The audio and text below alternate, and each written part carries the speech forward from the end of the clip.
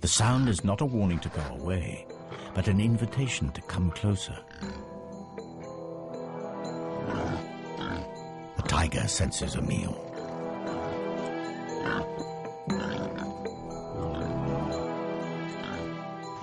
But he is a cautious hunter. The dragon tries a subtle change of pitch. The prey sounds distressed. An injury, perhaps?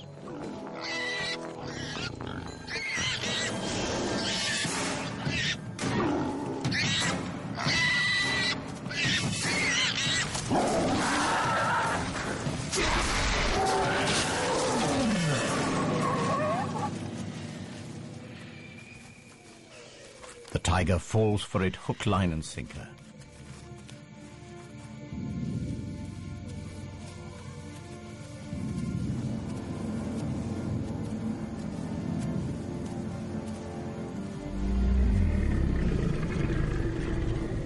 One less rival, one more meal. The kill is taken to a clearing.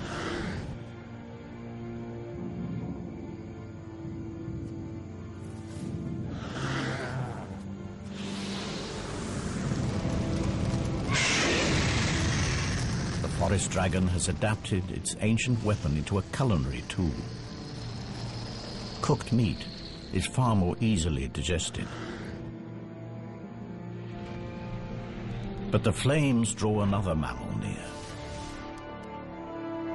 A species that will prove a far greater threat to her survival.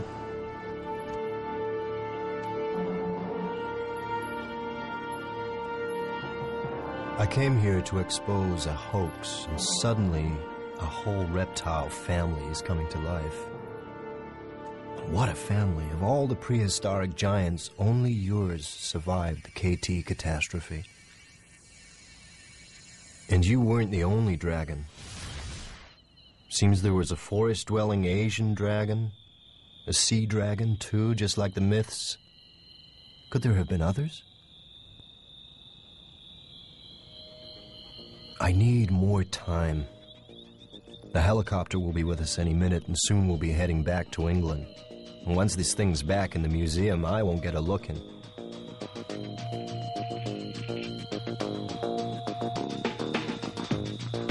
Until then, we'll keep scanning.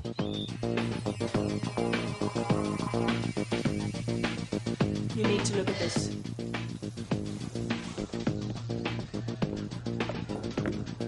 I've just noticed these fragments here. What are they? Crushed ribs? No, the rib cage is totally intact.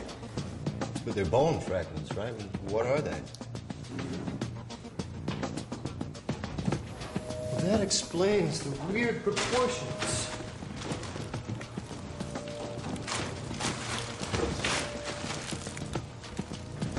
Of course. It's got 4 legs. And 2 wings. 6 limbs. No vertebrate that ever lived has 6 limbs.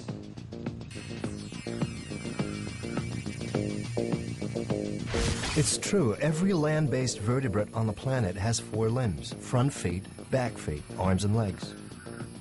And airborne creatures too, feet and wings. They all have 4 limbs. But not this dragon. It's got 6. It can't be a fake, not now. If those legs are for real, then they'll show up in its DNA. Oh my. Now that's some freaky mutation.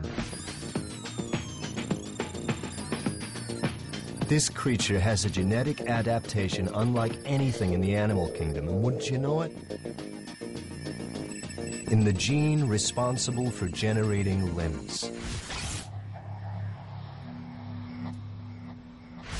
And it's here in mythology, too. The Chinese, the Aztecs, Polynesians, they all drew images of creatures with the same adaptation, giant 6-limbed reptiles. The clue was there all along. How could I have missed it? These drawings aren't wild imagination. They're records. These primitive people were telling us something, and we weren't listening. And if the images are accurate, then there are even more evidence that there were many types of dragon, and they lived everywhere on the planet. Okay, we've got evidence for a marine dragon, the sea serpent of legend. A forest dragon that lived in Asia. The Chinese dragon that adorns 1,000 pots. And you, well, let's call you the mountain dragon. Have you left your mark on European folk history?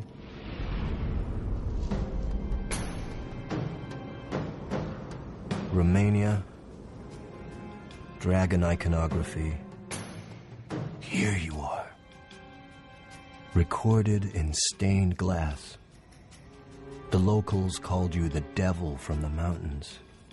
And the legend conforms pretty much to type, terrorizing local folk, raiding livestock, breathing fire, a monumental battle to the death. Is this a 15th century photograph of you?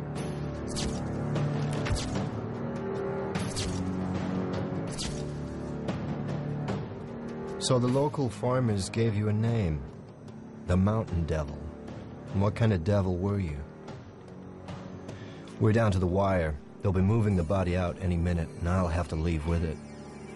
One last check. Could we have missed something?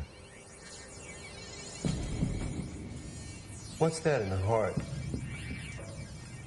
It's something embedded in the right atrium.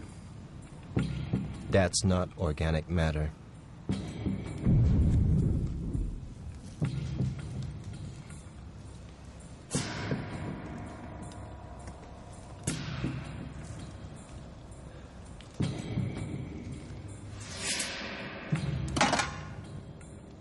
This could be really important. Unequivocal evidence that dragons and humans were at war.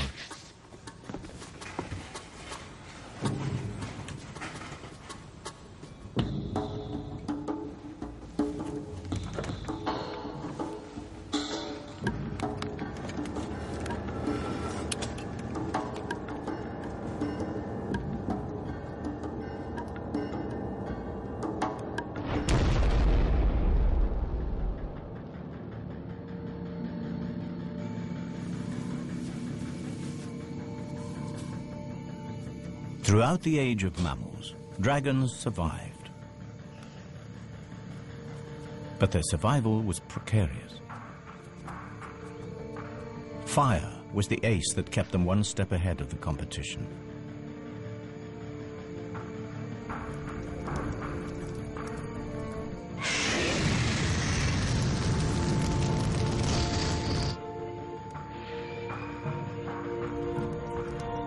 But in time, a new mammal emerged.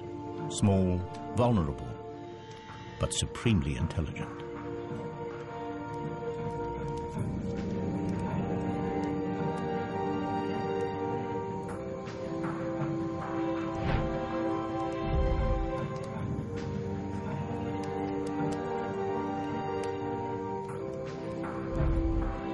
Physically, man was no match for a dragon, but he recognized the possibilities of fire.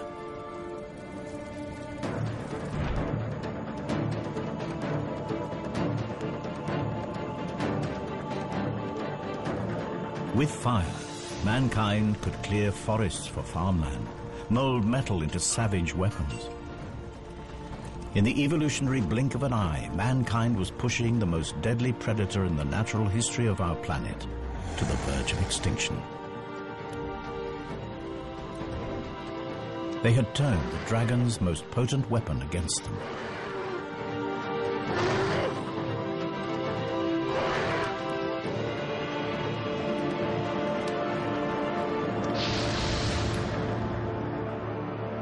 The stories of these epic battles were recorded in folklore around the world, culminating here in Romania. a dark story passed down through generations. The story of a demon on a mountaintop, and of nights drawn into the mist, never to be seen again. Until now.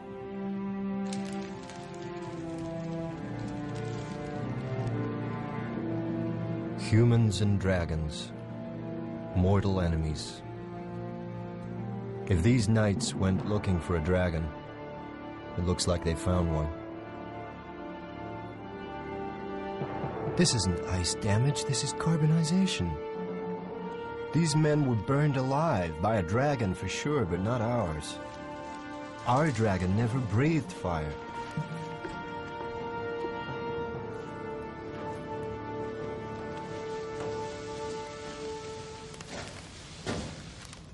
We haven't finished yet.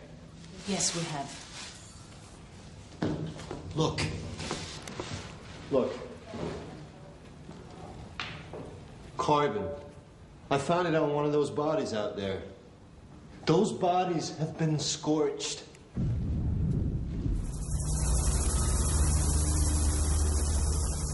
They're right, of course.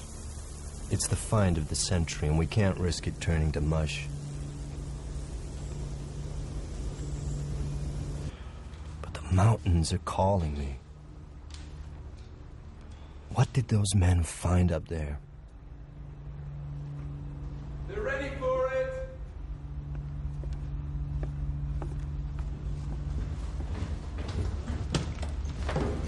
This section here. Am I misreading this? Is this a reproductive system? These are oviducts, right? Small ovaries. The female. Yet there's no evidence of follicular activity.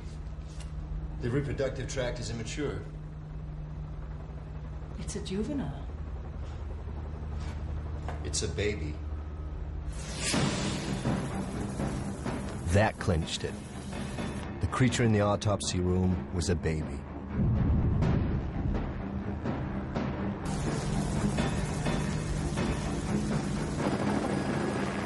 The cave wasn't just the scene of a random crime. It was a nest. The local myth is starting to sound remarkably like an accurate verbal account of a real event.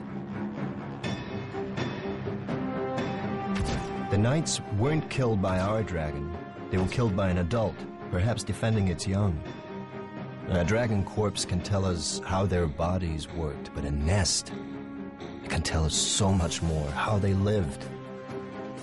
My guess, up in those mountains, we'll find evidence for a dragon family. Tanner is about to unravel a medieval tragedy. It is the 15th century, and a mountain dragon is under threat.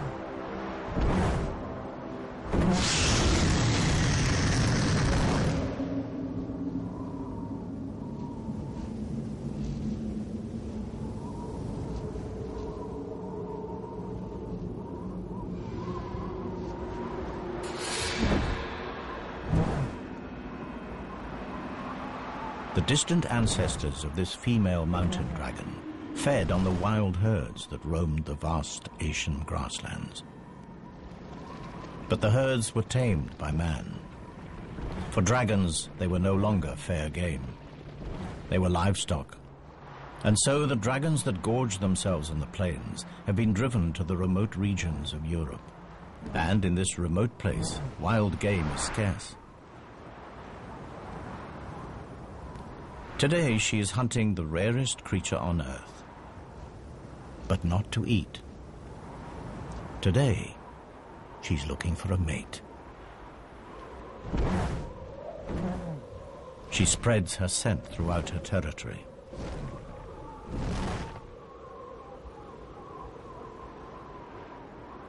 Strong winds carry the pheromones south.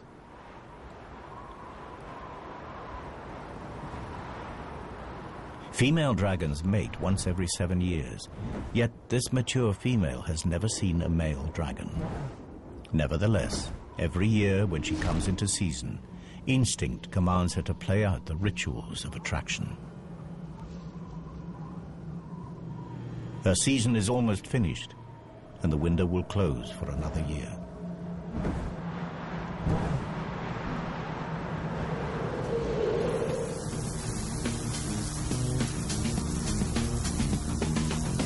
Another change of plan.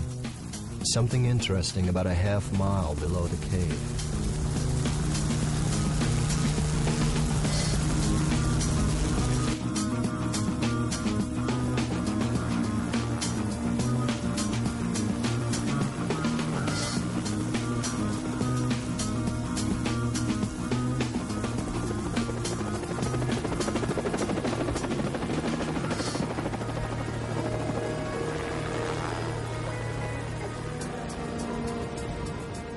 The melting snow has revealed unusual features on the rock.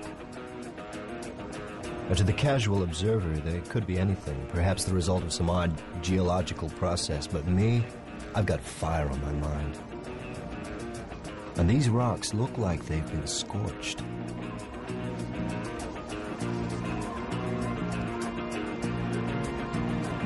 No, don't worry about samples. I need you to follow this line and look for more burn marks. And tread carefully, watch for hidden crevasses. Okay, approximately 2 hours due south from the drop-off point, heading towards the scene of death. Can you take a GPS reference? Okay. Evidence of discoloration of the rock. Seems to have been subjected to a blast of intense heat. It's literally scarred the rock.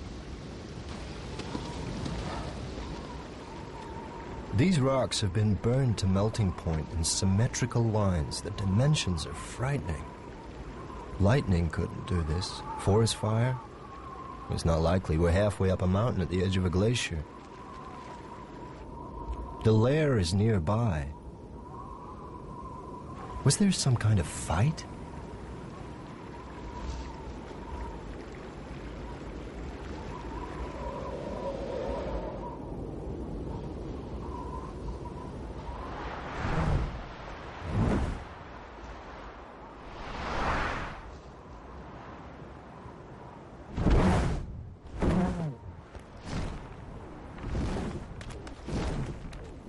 The female returns to her den, a network of caves melted into dense glacial ice.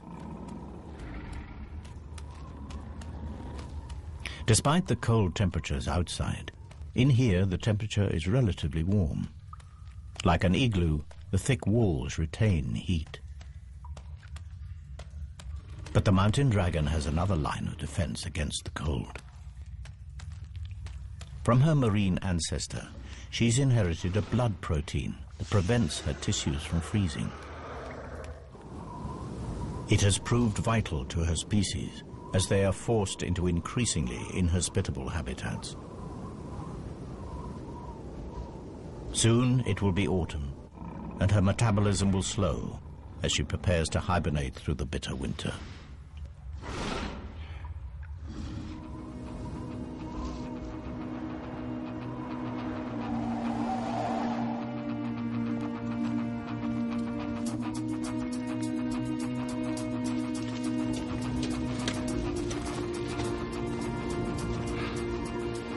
This is it.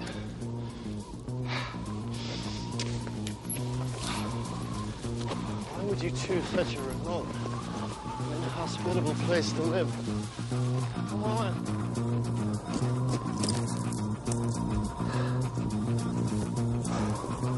Well, the police have done their job. Now it's our turn. Set up ultrasonic mapping and grid digital tiles of all the surfaces. We need to get a clear picture of what this place looked like 600 years ago. Can you begin excavation of the floor and the walls? Any extra forensics that we may have missed that may give us some clues as to the nature of the creature? I'm on it.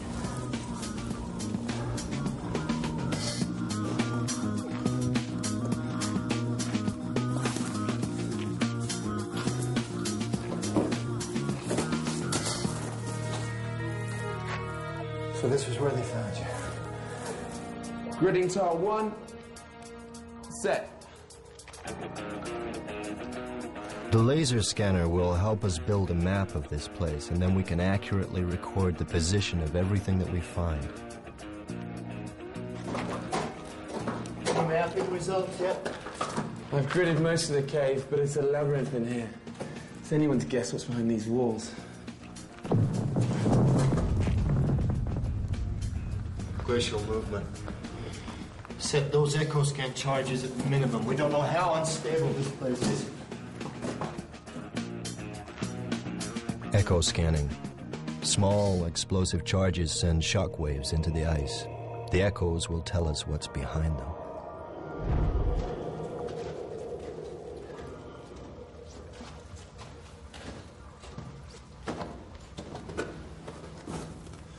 What is it?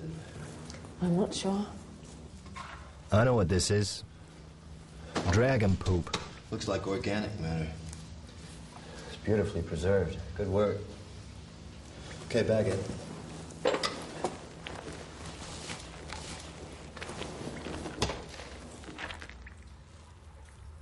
Sorry. Evidence of bone shards. Look, these look like fruit stones. Date stones? Not many date palm trees in the Carpathians 600 years ago. It's possible that she strayed, but it's more likely that this is the feces of another. And so the next question, why would you travel such an immense distance across the continents and the climates? What could possibly attract you to this place? Whatever dumped this had its last meal in a much warmer place. Somewhere a long way from here.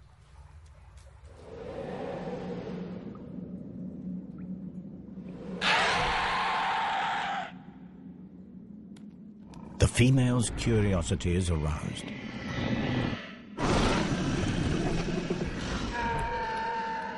It is a sound she has never heard before, yet somehow it seems eerily familiar.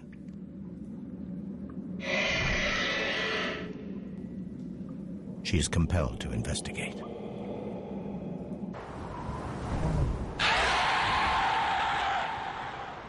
Against all odds, a male mountain dragon has picked up our female's scent. He's a nomadic dragon from the Atlas Mountains of North Africa. His search for a mate has brought him across southern Europe to the Carpathian Mountains. Now he has found her, instinct takes over. And they do what their kind has done for thousands of years.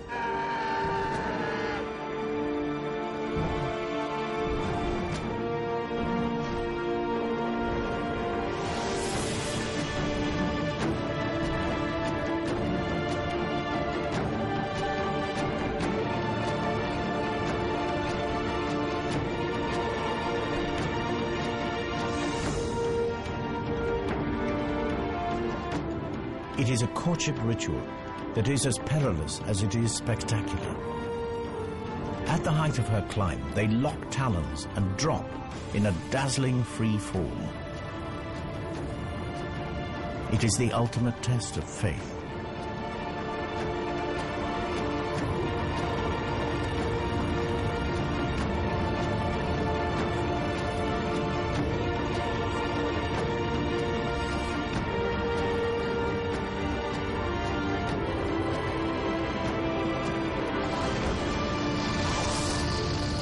The scorches in the mountain rock serve as mute testimony to a spectacular and successful dragon mating, and a species on the verge of extinction that finds hope in a new generation.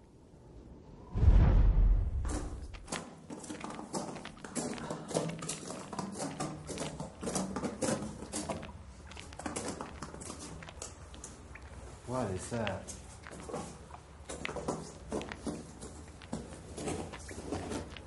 The initial investigation team must have had a lot on their minds.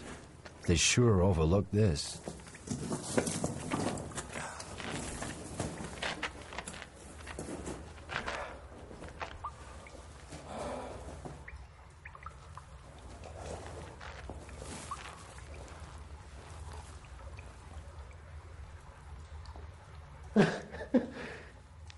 It's a nest. Judging from the size and shape of the calcified fragments and the curvature, I think it's safe to say that this egg was of considerable size. And given the fairly limited number of fragments, I think it's safe to say that only one egg would have been incubated at any one. Oh my God.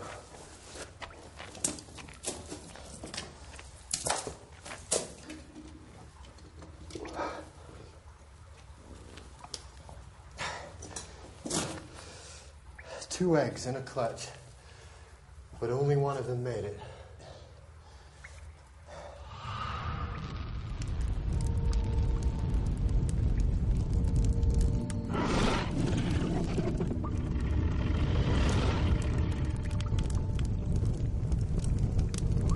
Crocodiles bury their eggs in active compost to keep them warm. Dragons have a much more direct method.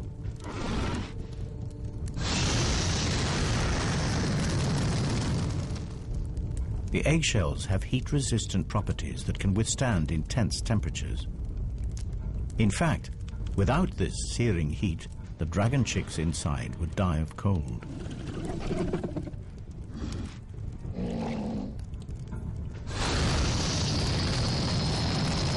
The rocks shield the eggs from the direct blast, but they also retain heat, releasing it over a long period and keeping the temperatures inside the nest stable.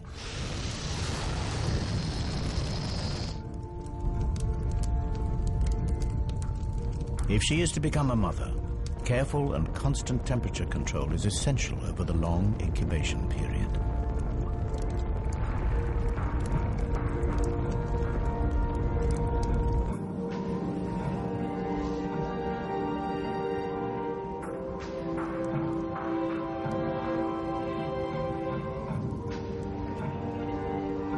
Her mate returns from hunting. He has been unsuccessful again.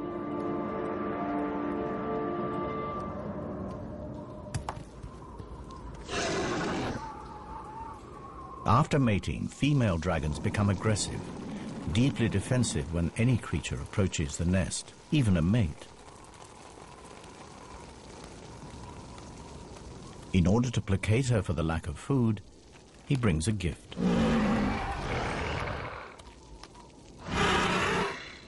Another rock for the nest.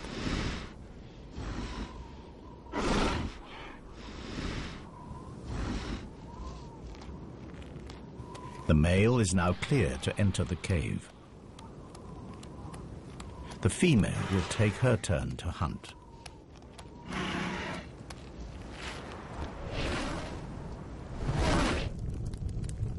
Now the male has responsibility for the nest.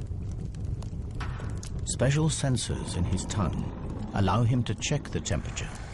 If the eggs fall below 60 degrees, the chicks will die. Yet, quite deliberately, he lowers the temperature. There is method in this apparent madness.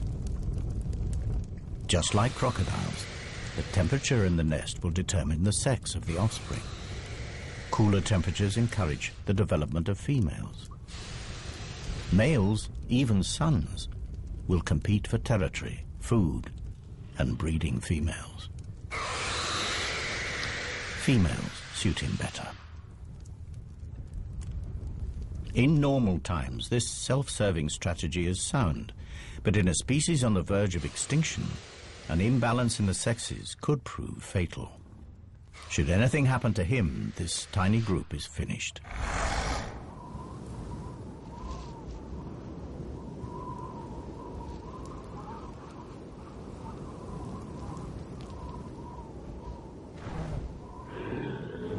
The female returns empty-handed from another hunt. The male is not at his post.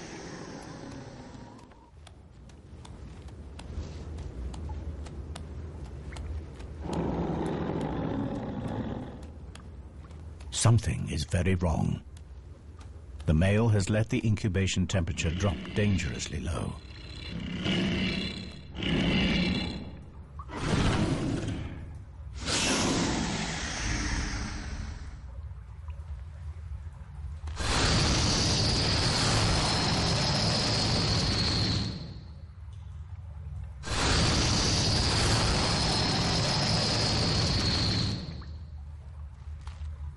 It is already too late for one of her chicks, but one might survive.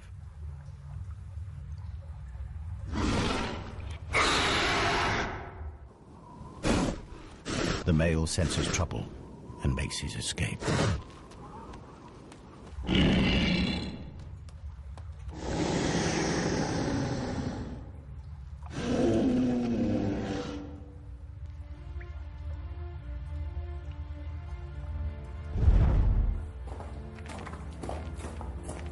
The cave continues to yield up its secrets at a fantastic rate. Bones from a domesticated sheep. You are preying on local livestock. Silly girl, you are playing a very dangerous game.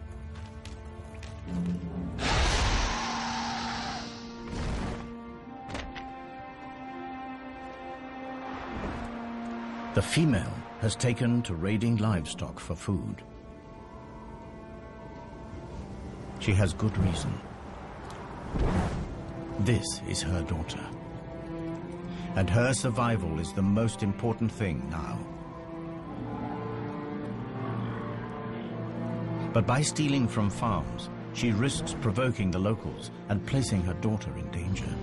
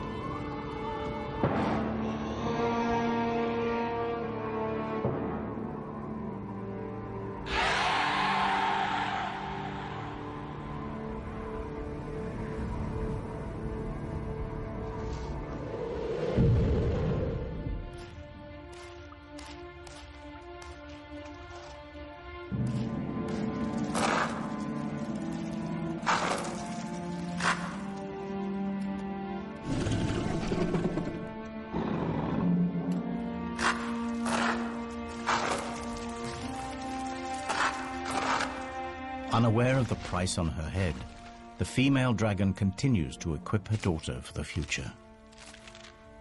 She is passing on the secret of fire.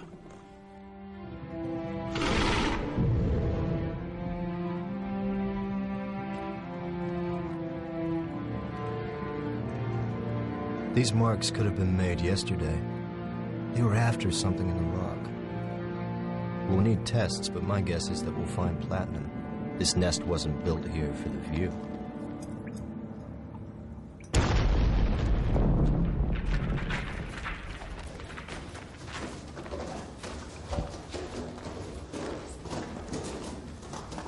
I've got the results through. Yes, look, one chamber through here. There's a second chamber behind us here. And there's a third chamber right over there. 3 chambers. We've only got time to go into one, so what do you want to do? I have no idea. Wait a minute. What's that? There's something on the rock.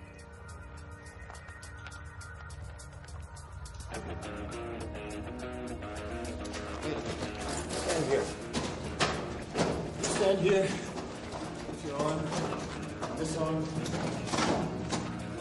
Just stay there. Just don't move. No. Get your arms out.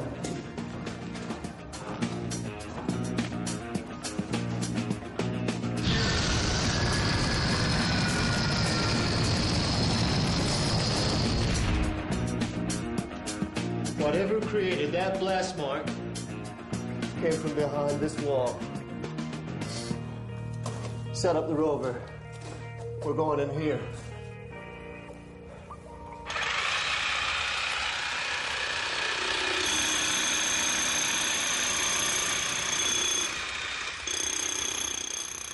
The ROV, Remote Operated Vehicle. One of the latest additions to the paleontologist arsenal. The small camera can scoot through the tightest holes to send back pictures.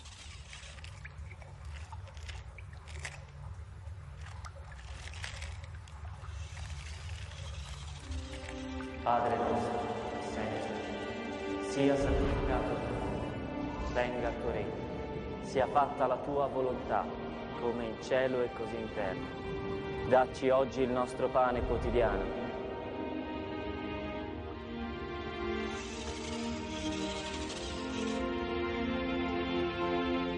E rimetti a noi le nostre leggi, le nostre colpe, come noi le rimettiamo ai nostri debitori.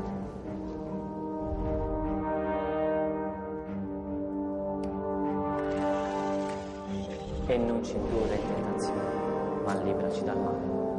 Amen.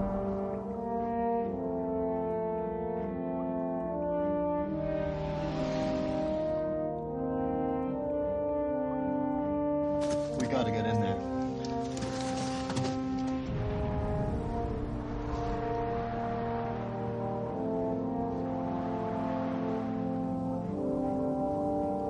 After feeding, mother and daughter bask in the sun's warmth. Their wings soak up heat like solar panels.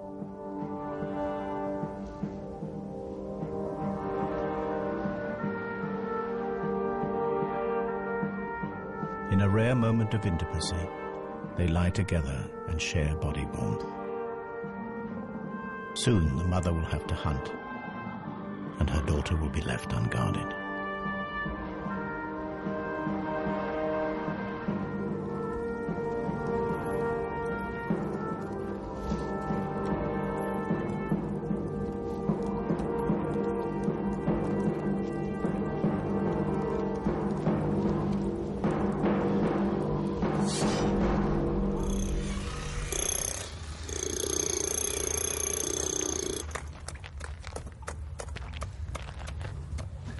The nights in the mortuary weren't alone.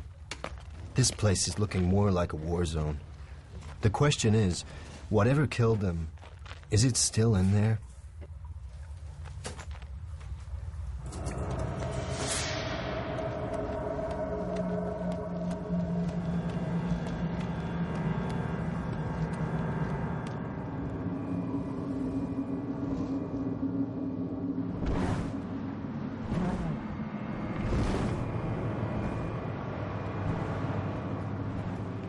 With summer drawing to a close, the dragon is desperate to fatten herself and her baby before they hibernate. And in her desperation, she has all but cleared the local farms of livestock.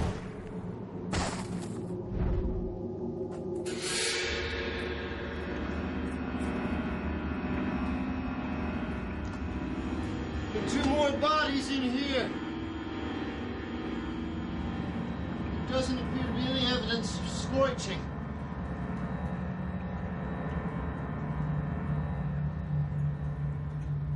I'm getting closer. I know it. Where are you? Wait, there's another passage. I'm going through here.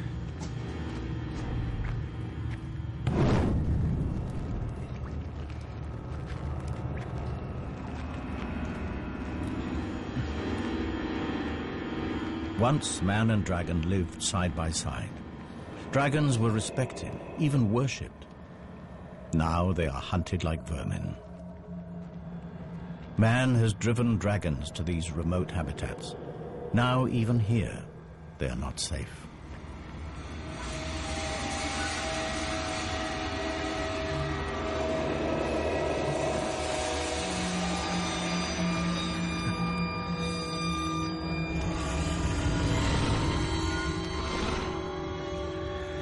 Without the ability to breathe fire, this immature youngster is vulnerable. But her assassins were reared on stories about their terrifying weaponry.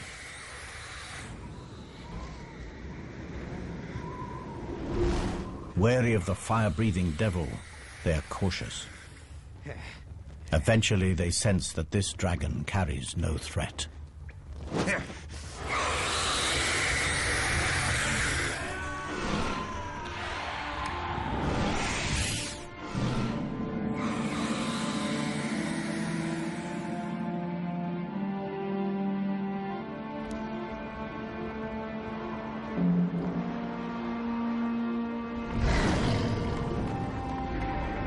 the mother returns. Too late.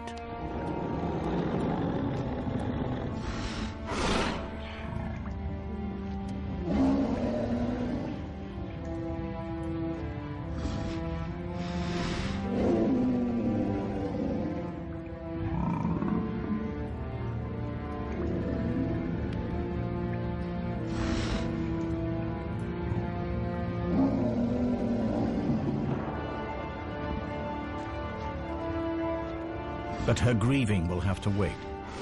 She catches a scent, chilling yet familiar. In a final insult, the assassin wears the blood of her daughter as a trophy. These warriors may have survived many battles, but nothing can prepare them for the fury. They are about to reap the whirlwind.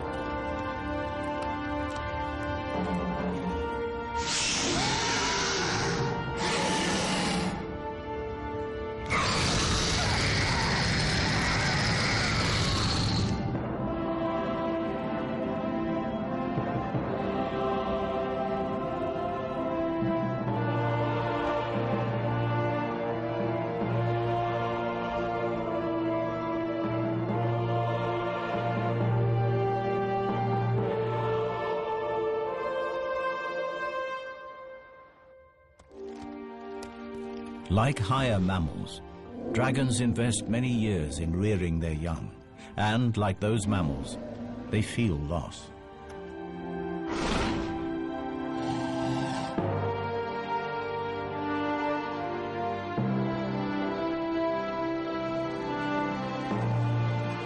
But the trauma of her daughter's death has brought the female dragon into season. She may still be mourning, but her body knows that to survive, she must mate again.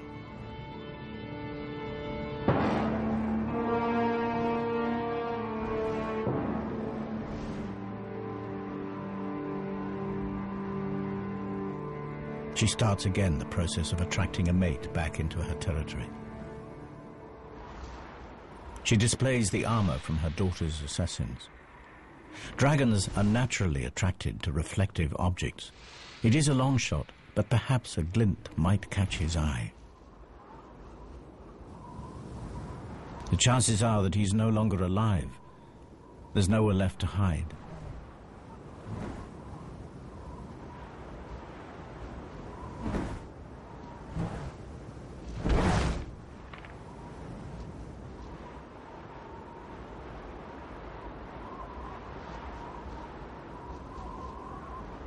As winter draws in, hibernation beckons.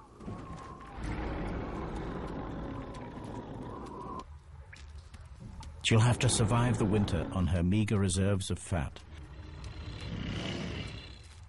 Her body temperature drops dramatically, and she goes into suspended animation. All her usual functions are placed on emergency status, and her hydrogen reserves fall to almost zero.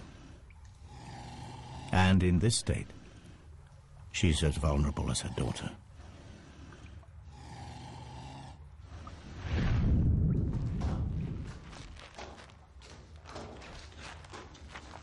Where are you?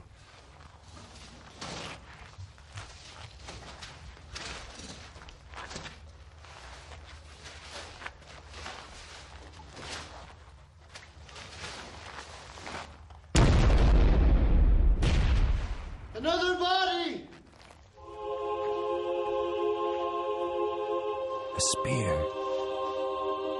A body. It's crushed by something.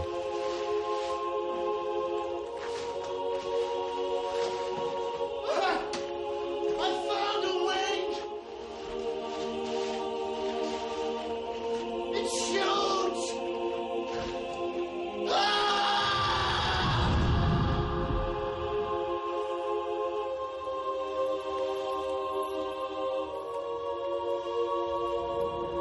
The female is woken from her torpor. More men have made the climb to her lair. This time they are better prepared. Mercenaries paid by the local farmers to settle a score.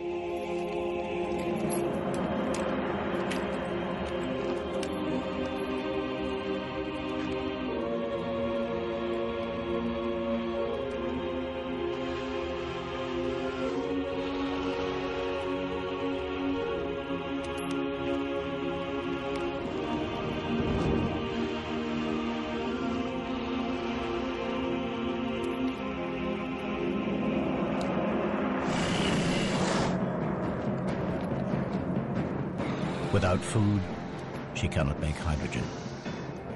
And without her precious gas, she cannot fly or breathe fire.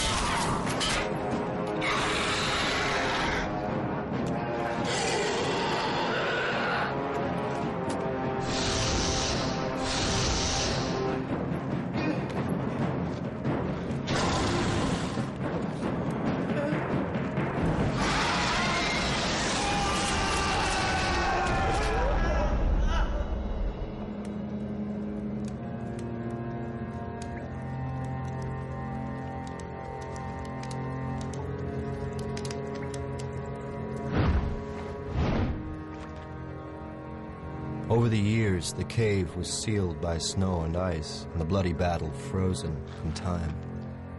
The dragon faded from reality to mythology, and would have stayed that way had these two dragons not revealed their secrets to us.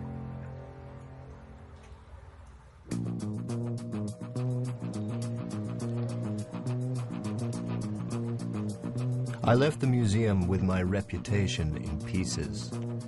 I returned with the story to end all stories, and evidence that will rewrite natural history. The creatures of legend were real, but the legends gave a twisted view of reality. I fill my colleagues in about the fantastic family that we have unearthed. A group of animals that lived alongside the dinosaurs, that escaped annihilation by going underwater, that re-emerged all over the globe, claiming forests and conquering mountains.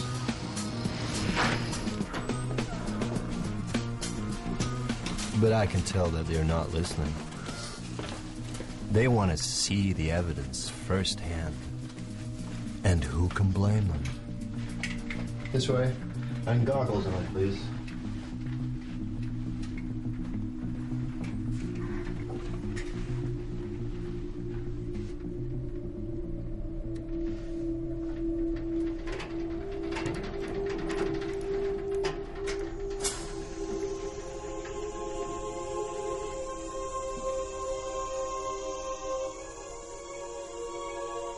The story of life on our planet has been rewritten by a mother and her child, reunited.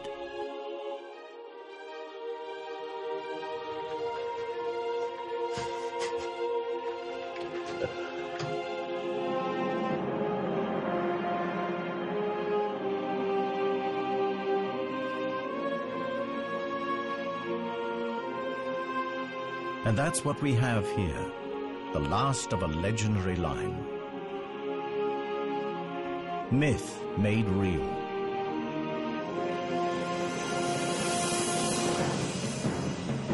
The myth of a sheep stealer.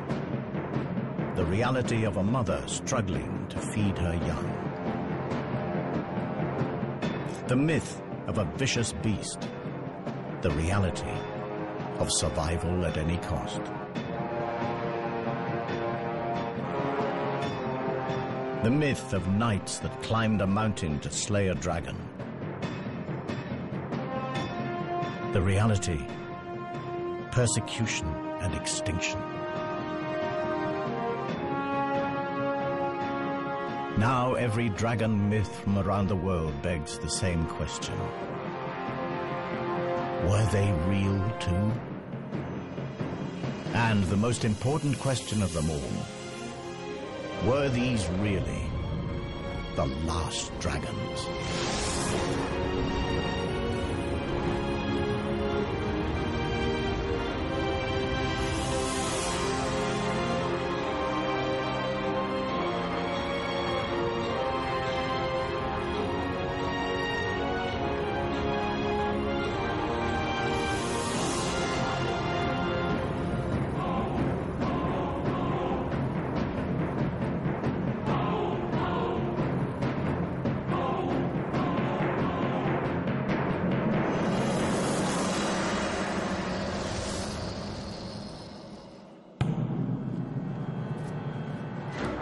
Professor Tanner, I thought I'd catch you.